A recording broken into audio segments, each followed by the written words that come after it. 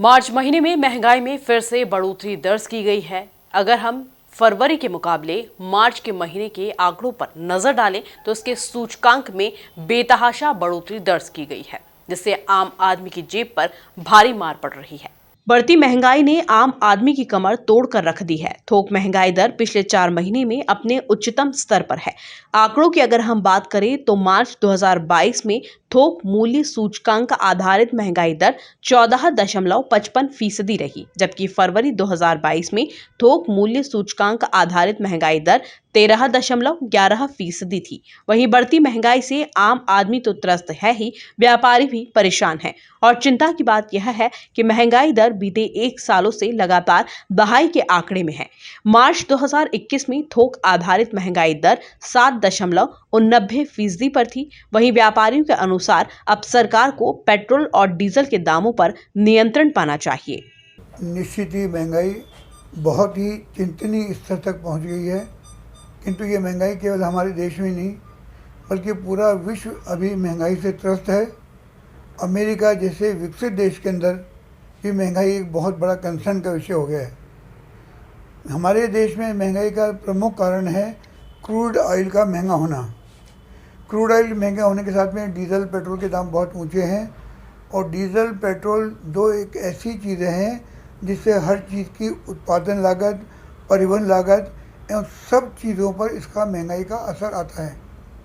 फिलहाल महंगाई को कंट्रोल करना बहुत आवश्यक है, इसलिए सरकार को चाहिए कि जब तक महंगाई पर काबू ना हो तब तक के लिए पेट्रोल डीजल के ऊपर टैक्स कम करे और शीघ्र अतिशीघ्र डीजल को जीएसटी के अंदर लाया जाए। यदि जीएसटी के अंदर शामिल किया जाता है डीजल को तो निश्चित ही इसका काफ़ी अच्छा परिणाम सामने आएगा। और जीएसटी लागू करते समय सरकार ने ये वादा भी किया था कि सभी वस्तुओं को एक टैक्स रिजाइम के अंदर लिया जाएगा, किंतु अभी तक ऐसा डीजल के बारे में हुआ नहीं है। तो मैं उम्मीद करता हूं कि ये शीघ्र से शीघ्र ऐसा किया जाए।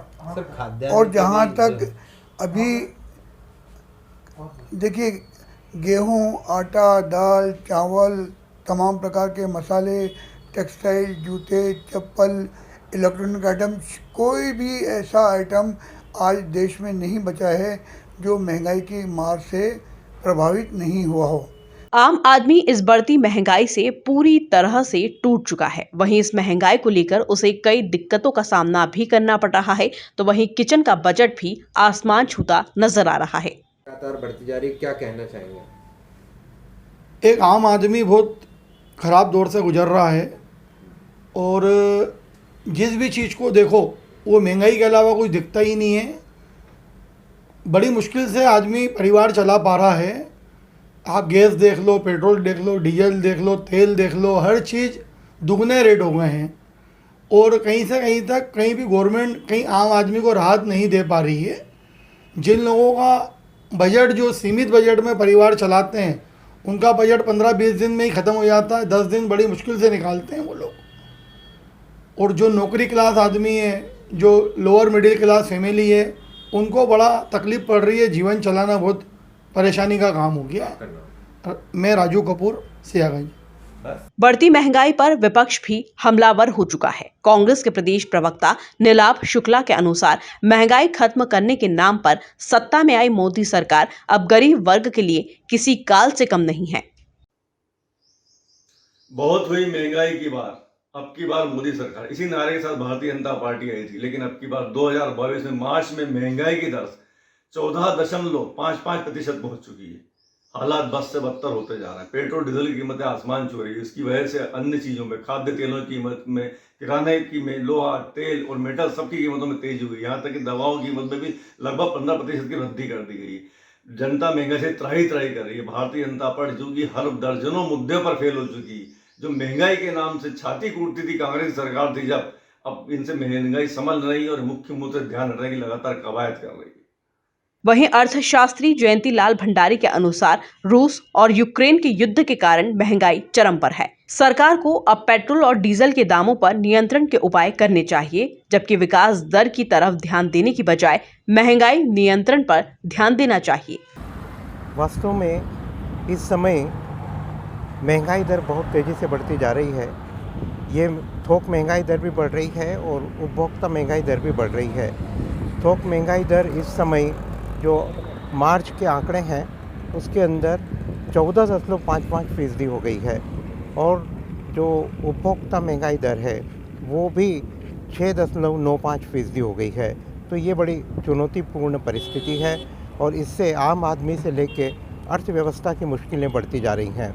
जहाँ तक इसके कारण का प्रश्न है, सबसे बड़ा कारण ये है कि यूक्रेन का जो संकट है, रूस यूक्रेन के बीच युद्ध चल रहा है, उसने कच्चे तेल की कीमतें बहुत बढ़ा दी हैं। जो कीमतें 2.5 महीने पहले $75 प्रति बैरल थी, वो कीमतें इस समय $100 प्रति बैरल से ऊपर हो गई है।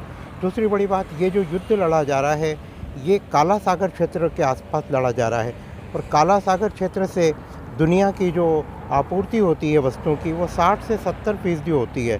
तो उस क्षेत्र के कारण भी आपूर्ति बाधित हो गई वस्तुओं की। तीसरी बड़ी बात है कि चीन के कई शहरों में लॉकडाउन चल रहा है कोरोना के कारण। तो चीन से जो हमारे यहाँ जो आयात था वो और अधिक महंगा हो गया है और आयात में कमी भी हो गई है।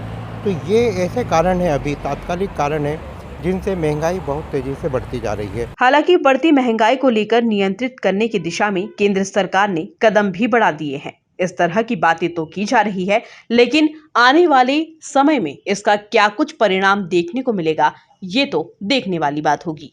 Bureau report, MP news, Indore.